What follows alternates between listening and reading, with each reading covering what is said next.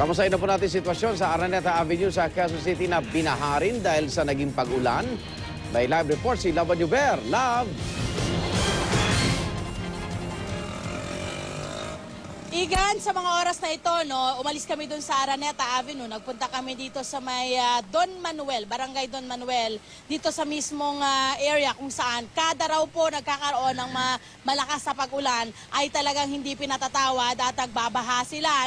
Itong area daw ng Matimiya Street, malapit dito sa E. Rodriguez. Kung galing ka ng E. Rodriguez, siguro mga ilang street bago mag-welcome rotonda, ay ito raw ang bagsakan ng halos lahat ng tubig mula sa Araneta Avenue at yung mga nanggagaling din daw dito sa may rotonda area. At dito raw po naiipon yung tubig na yon. Pero ang kagandahan lang daw nung pagbabaha dito sa lugar na to, kahit na umaabot daw ng hanggang tuhod, ay mabilis din naman itong bumababa.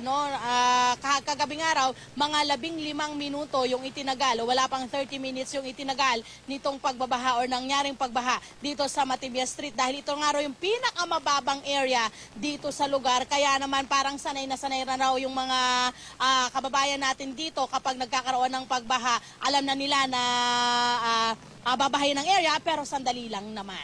Yan muna ang update namin. Yung pag-ulan naman dito, Igan, ay minsan lumalakas, minsan humihina. So iba-iba rin yung sitwasyon nung pag-ulan ng dito nga dun sa area na